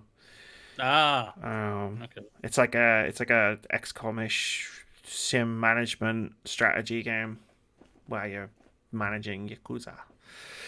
Don't know why I said it like that. We've got 2 release dates. Mortal Shell is coming to PC, PS4, and Xbox One on August 18th. And Necromunda Under Hive Wars is coming to PC on September 8th. Looking forward to both of these games, personally. Always up for a Dark Souls-ish game, which is what Mortal Shell is. Like, always up for giving them a try. And Necromunda was a game I used to play when I was in college with a friend who had a bunch of Necromunda models, and we used to play Necromunda, and it was my favourite Games Workshop game because it was about characters as opposed to like massive fascist armies. Ironically fascist, or at least that's what Games Workshop would tell you. So I'm looking forward to a video game version of it. 2 games got delayed. Serious Sam 4 has been delayed to September 24th. It's coming out on PC and Google Stadia. It took me a second to remember what GS stood for there. And Baldur's Gate 3's early access launch isn't coming out in August anymore. No one knows when it's coming out. Next year. But they did say August maybe when in the PC gaming show. And apparently not is the answer to that question. Well, they've got 3 weeks left.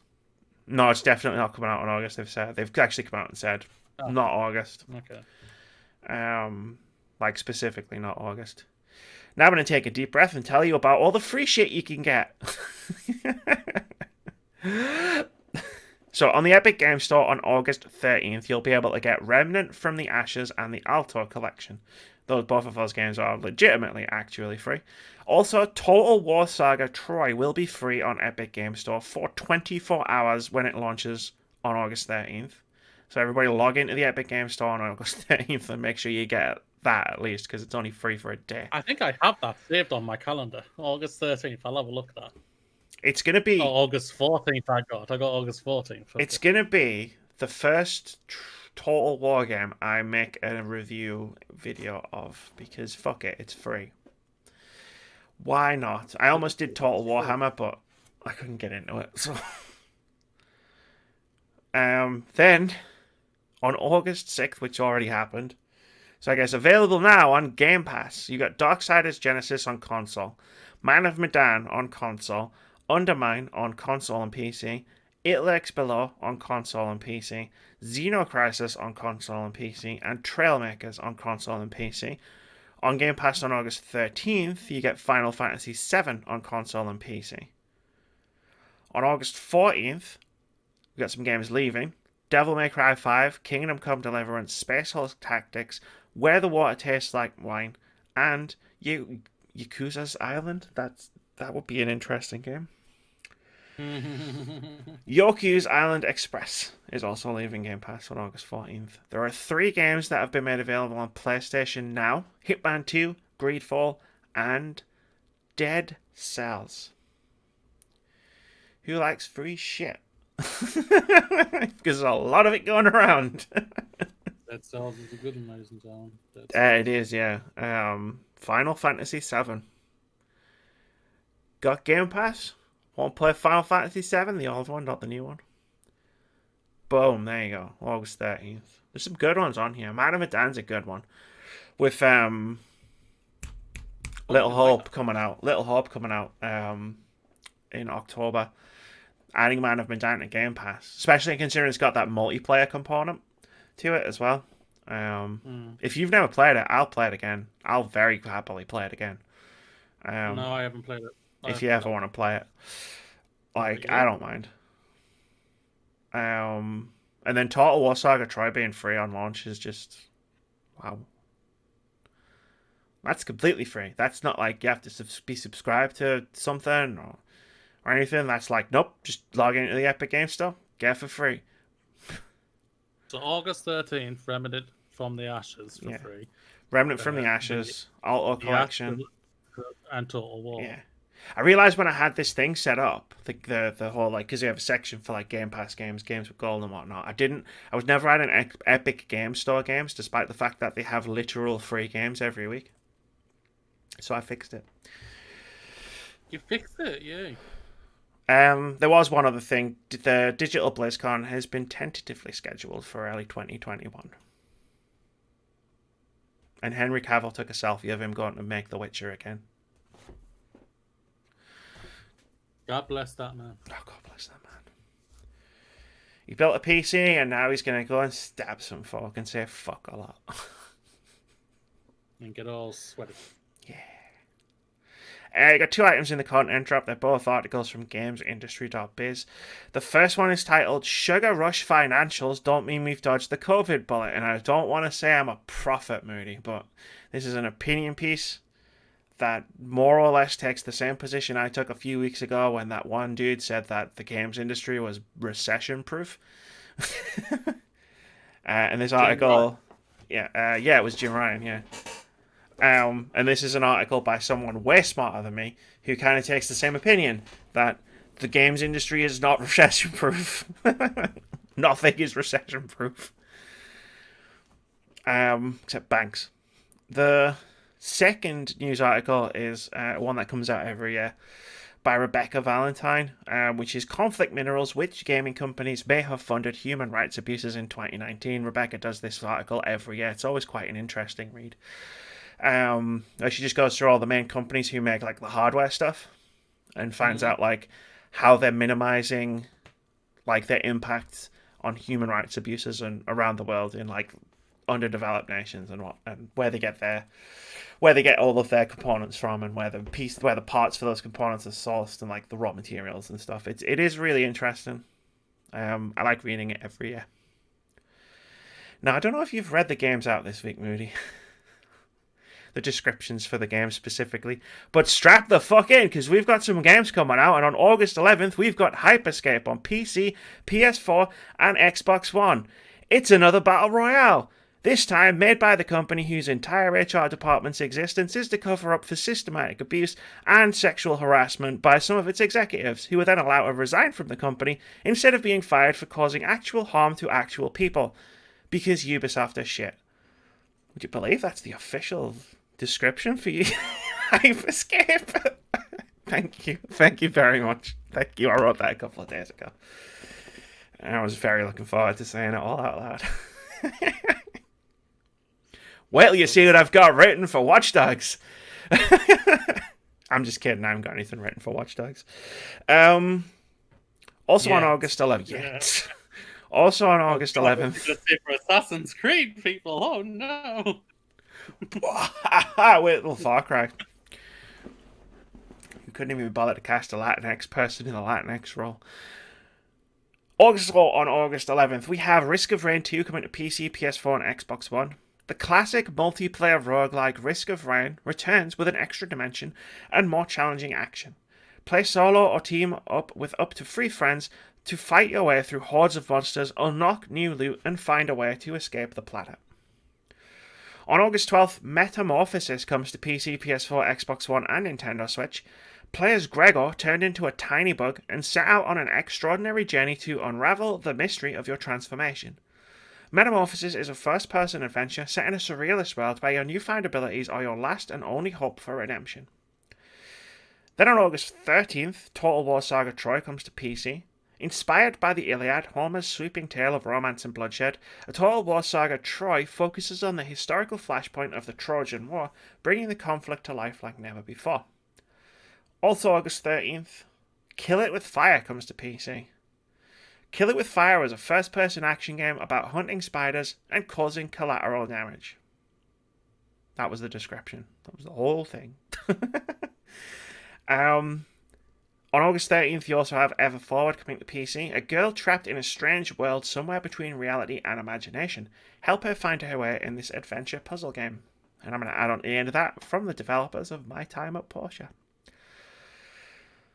Because I really like that game.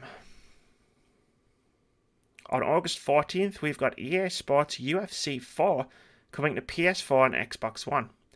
In EA Sports UFC 4, because apparently it always has to be capitalized, the fighter you become is shaped by your fight style, your achievements, and your personality. Develop and customize your character through a unified progression system across all modes. And lastly, on August 14th, we have Factorio coming out on PC. Factorio is a game about building and creating automated factories to produce items of increasing complexity within an infinite 2D world. Use your imagination to design your factory, combine simple elements into ingenious structures, and finally, protect it from the creatures who don't really like you. Cool. I feel like we're just turning to Beavis and Butthead, though. Cool. The 90s was weird. I think everyone who made cartoons in the 90s was on drugs. But we're not on drugs. We're going to play OpenCritic head-to-head. It's too warm. I'm losing the ability to talk sentence good. This is the game me and Moody play every week, where we try to guess the OpenCritic average of one upcoming game. Whoever gets closest gets 1 point. If you guess the score correctly, you get 2 points. If it's evenly split between the two of us, it's a draw, and we've got a special category for that. Last week, we tried to guess the OpenCritic average of Fall Guys. Gotta say, probably should have seen server issues coming when they announced it was coming to PS Plus, that maybe the game's servers weren't going to hold up. But I didn't. I guessed that Fall Guys would get an OpenCritic average of 91. Moody guessed it would get an OpenCritic average of 88. At the time of recording, the game has an OpenCritic average of 81. Which, even though I get the point, even I batted too high there. I tried to play it all Friday and I couldn't. I sat down to play it. This is why I was playing Ghost of Tsushima at one point, because I was just like, well, I want to play a game and my PlayStation's already on. I sat down to try and play it 3 separate times, at 3 separate times of day on the Friday, and every time I couldn't get in, and I was like, well, this fucking shit. I even say at the end of my impressions video for Fall Guys, where it's the game is amazing, and that's most of it, but then towards the end, it's I just don't recommend you try and play it right now. Get it, because it's free on PS Plus for the month, but just let it sit in your library for a couple of weeks, because it's not doing well with the amount of people who are trying to play it. And it's not their fault. It's blown up to a crazy degree. But the scores are Amy 15, Moody 11, and we have 2 draws. I managed to guess closest for Dreams, Warcraft 3, One Punch Man, Half-Life Alyx, Resident Evil 3, Gears Tactics, Legends of Runeterra, Deep Rock Galactic, Manny, and Xenoblade Chronicles, West of Dead, Ghost of Tsushima, and Other Side. I also guessed the score correctly for Carrion. Moody has guessed closest on Zombie Army 4, Ori and the Will of the Wisps, Doom Eternal, Final Fantasy VII Remake, XCOM Chimera Squad, Command and Conquer Remastered, Iron Man VR, Deadly Premonition 2, and Fall Guys, and guessed the score correctly for Pokemon Mystery Dungeon. The 2 draws, The Last of Us Part 2, and SpongeBob SquarePants. This week, Moody, the game is Total War Saga. Try. Did you say Portal War? Total War. I thought you said Portal Wars. Portal Wars! That'd be a great game, though. But no, the game is Total War Saga. Try. What do you think the OpenCritic average for Total War Saga Try is going to be? 84. 84. Nice. I've very rarely played. I played Shogun 2 a lot in university because I had LAN. And I played a bit of Total Warhammer. But I've never played these games. Nor paid them much attention. Like I said, Troy's going to be my first one I do a video for. So I really don't... What I'm trying to say is I really don't know much about these games. But I'm going for an 85. Because I did research this time, Moody. Didn't you? I looked up all the OpenCritic averages for all Total War games. I was originally going to pick 85. Yeah. And that means that I must have been spot on with what I was reading and processing the data in my brain. Yeah. We looked at the same thing. That's guaranteed. We don't even have to do the post show because are you proud? We talked about everything now. Yes, of course. You finally did it. Why? Finally. This is the thing. If you start, hopefully, you'll start researching. You'll start fucking up more. So like, you can catch a couple of points. Can you imagine? Like, I've started concentrating. Now I'm going to rocket off into the lead. Because I mean, I did get both Carrion and Other Side, which is was worth 3 points by pulling random numbers out of my arse.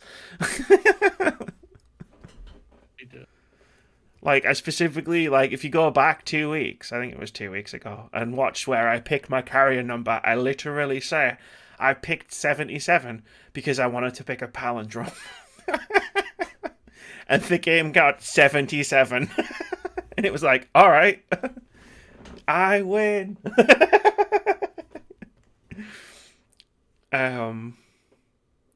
Yeah. It's hot. It is hot. It very is.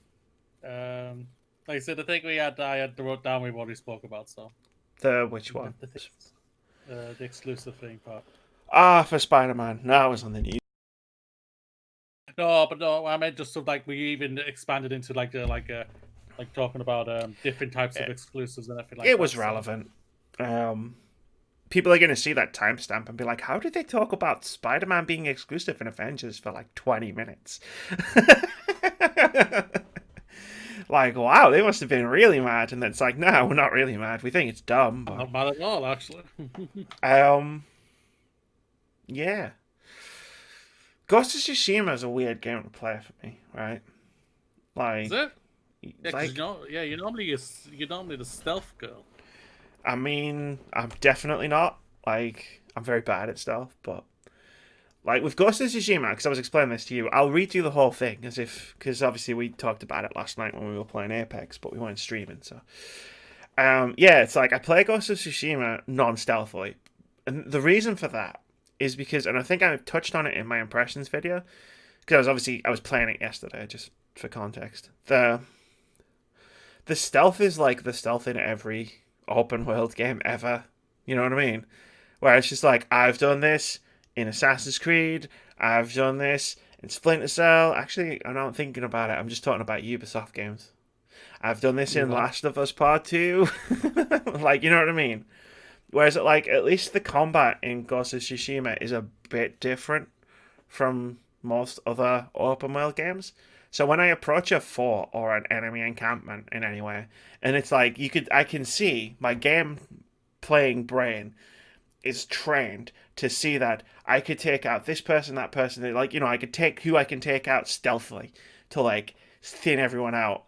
But instead, I just use the standoff mechanic every single time, and I just walk up to an enemy base, and I'm just like, "Listen, dickheads, you come here." And then you do the thing where you hold the triangle, and then you wait, and then he goes for you, and then you go, and it goes in slow motion, and blood goes everywhere. And like one time, the leader of the camp, who like is supposed to be like this super tough fight, was the one that came out, and I just took about one hit. And then all these people like start fighting, and I'm just like, parry, stab, parry, stab. I can block arrows now. Cheating, but you didn't know that, dickhead. And I'm like, I'm having fun, right, when I'm doing that. But it creates this weird narrative dissonance because a lot of Ghost of Tsushima, even the title of Ghost of Tsushima, is about Jin struggling with the fact that his samurai code is what got all of his people killed. And maybe he needs to be more dishonorable to succeed. By like, because like a samurai code in the game is all about when you fight someone, you fight them. Like, you never like stab them in the back. You don't shoot people that like from a bush with a bow and arrow, like shit like that. But the problem is, Jin struggles with this in cutscenes, but in gameplay, like, I never do that shit. So he's like, "Oh man, I can't believe what a dick I'm being," and I'm like, but you're not. Like, the story isn't set up around a player, at least the bits that I have played. The story isn't set up around a player not doing that stuff. Like, it's almost like it's expected that you do the stealth. And I just don't do the stealth because it's really boring. And I just like stabbing people. Like, Bloodborne trained me so well on the parry mechanic that I get perfect parries quite a lot in this game because the timing window is really forgiving, whereas in Bloodborne it's really not. And I really like, and I don't even know if I like the game, but I keep playing it. It's very much open world comfort food, where it's like you can just go in, and it's got this weird mechanic where if you're riding around, you'll see a bird, like a gold bird, and then it flies, and if you follow it, it goes to a location, like maybe some hot spring or a place where you can do a haiku or something. But all of these things appear on the map as question marks. So I'm already going to a place. And then what happens is I'll shoot past this gold bird that starts flying and be like, "Follow me!" And I'm just like, "I'm already going there, fucker!" And I'll beat the gold bird there. And I'm like, why is this mechanic in the game? You're meant to be slow and majestic, not. No, but that's the thing. Yeah, but that's the thing about Ghost of Tsushima. It's set up in a way where it's like, you just go on the map and you see a thing and you go, "Cool, I'll go and see what this is." Like, and then you go there. The wind guides you to the place, and it's just like, that's what it is. It's essentially one of the biggest checklists I've ever played, basically, where it's like, here's the stuff. Which one do you want to do? Click it. Cool. Yeah. Go and do that. So it's good for like feeling like you're making progression, but at the same time, like, if the fighting wasn't kind of fun, like, I don't think I'd be playing it anymore.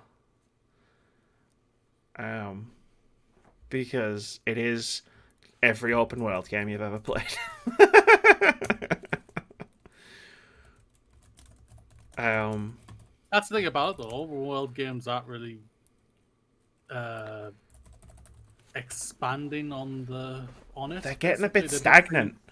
Yeah, like the truly like the truly great releases are becoming further and further apart, which always happens when a genre gets saturated. Like The Witcher 3, like, because of its meaningful content and like how much of it there was in the world, that was a tentpole. Breath of the Wild's world, I'd say, was another tentpole. Horizon Zero Dawn's gameplay was a tentpole, but I don't know necessarily its open world was that much of a tentpole. And then it's like, well, what's happened in open world games in the last 3 years that you would say has been like, this is doing something different. in an open A world. horse's balls shriveled up in the snow in Red Dead Redemption 2. Great, fantastic. I'm so glad. Like, I'm so glad that some poor artist had to some poor artist and some poor animator had to probably spend hundreds of hours staring at some horse's balls while they were all crunching. Like, fantastic. Like, oh. But no, it's like, what open world game in the past 3 years since Breath of the Wild and Horizon? Because the thing that got my goat with it was I've been listening to podcasts where people have been talking about Ghost of Tsushima like it's better than Horizon. And I'm like, it's not. It's just like I said, it's just every open world game smashed into one comfortable. Like, it's comfy for sure. I'm not saying it's not even a bad game. It's just a comfy game. But like, it never does anything. Bamboo cutting's kind of interesting, but all that is a freaking it's a button push game thing. Of a lot lately is a lot of negative responses towards Horizon of late. It's like a lot of people are like, "Oh, this wasn't as good as what it actually made it out to look to be," or something like that. I'm just Bullshit. like, "All right, I'm just like, okay, if you didn't like it, it's fine. It's all subjective. It's no problem. It's no skin off my back. You know what I mean?" Yeah, it's so that revisionist history thing. It happens a lot in yeah. In video games specifically, where it's like people are allowed to change their opinions of things. I'm not saying like once you've had say an opinion of a game, like you have to be married to that opinion for the rest of your life. But yeah, it's like, oh, maybe Horizon wasn't as good. I mean, I guarantee you it was. Go back and play it.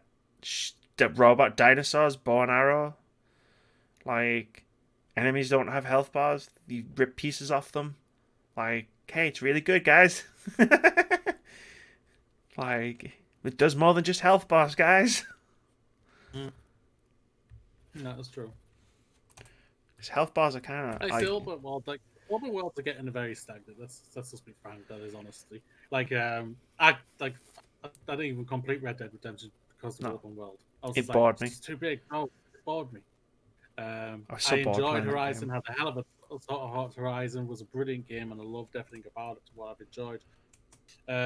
Horizon suffered by coming out in the same year as like seminal video game experiences. If it had come out in 2016, it would have been Game of the Year, like undoubtedly. You know what I mean? It was counted. It may not have won. It didn't like. That's what I mean. It's like in the top 5. The thing is it was followed by like God of War and The Last of Us Part 2. Where it's like, it was followed by PlayStation exclusive games that were unquestionably Game of the Year. Whereas, like, Horizon wasn't unquestionably Game of the Year because of the games that came out around it. And that is kind of bullshit in terms of a discussion about the game. But also, like, you know, I've been around all this discourse for so long that, yeah. I think, what was it? Like, that year we had Breath of the Wild and Mario Odyssey. And whatever other games that came out that year as well. We had PUBG, Fortnite, Nier Automata, Neo, Hellblade, the ultimate mindfuck of a game, Doki Doki Literature Club, Divinity Original Sin 2, which was like one of the greatest RPGs no one ever played. I'm looking at open world games, and it's like from like the past like 3 years. And the closest one I would say comes to doing something where you go, that's different, was Death Stranding. Hey, you're a Postal Boy. No, I was thinking more for the soft multiplayer. I haven't played it. I can't comment on it. The soft multiplayer. But then it's like Far Cry 5, Marvel Spider-Man, Red Dead Redemption 2, Rage 2, Days Gone, Far Cry again. It's like, okay, yeah. I think what helped Marvel's Spider-Man was the traversal part that you got to feel like it was Spider-Man, good gameplay. So I think, yeah. But its open world was very much nothing Same special. Thing. Yeah. Go here, unlock this thing. Go here, do this thing for Harry. Yeah, go here, punch them. Go here, punch them. Now punch these guys. Yeah. Now punch those people. That's open world, though. Now punch this pigeon. It might have been new 10 years ago or whatever, But now it's not. It's now repetitive, and it's just if it clicks with you, it clicks with you. If it doesn't, it doesn't. That's just one of those things now, isn't it? So I'm going to call this part of the post-show discussion are open world games stagnating?